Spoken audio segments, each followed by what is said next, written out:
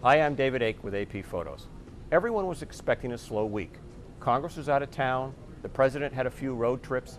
So imagine you're a photographer eating your breakfast Tuesday morning after a relaxing holiday weekend when you are alerted by the assignment desk to get to the White House now. The president is about to announce his choice for Supreme Court. Few things get as much attention as a presidential announcement for Supreme Court. So your heart immediately kicks into high gear along with your accelerator. So for this week in photos, I give you the High Court in high gear. Pablo Monsivais was first to the White House, which allowed him time to set up a remote camera to capture this walk down the grand foyer and into the East Room.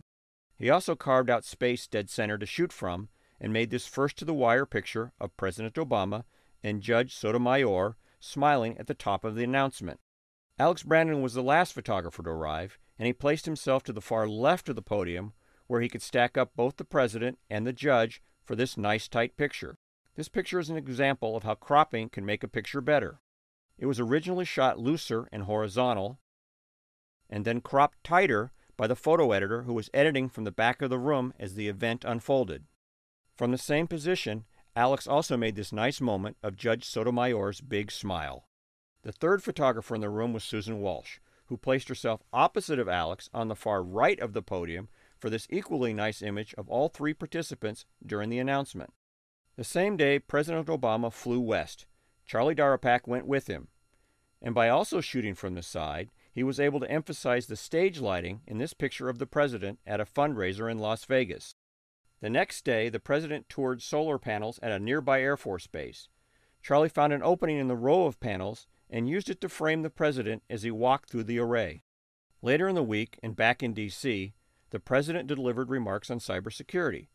Gerald Herbert worked his way around to the side and used a shallow depth of field on his telephoto lens to blur out the lights in the background. If you picked up that it's often better to be to the side than dead center when shooting speeches and announcements, then you've been paying attention. The side angle worked here too, when the president made an unannounced stop at a local burger joint for lunch this week. The beginning of the week in Washington was marked with Memorial Day services at Arlington National Cemetery. Charlie Darapak was there and made this nice moment of the honor guard under a cloudy sky. A new letter written by President Lincoln was displayed midweek at the National Archives, and Scott Applewhite was there for the unveiling. And the annual National Spelling Bee was also held last week. Photographer Jacqueline Martin was on hand for this year's competition and made this feature of a contestant yawning and this image of the winner beaming as her parents celebrated in the background. On the Washington Photo Desk, I'm David Ake, The Associated Press.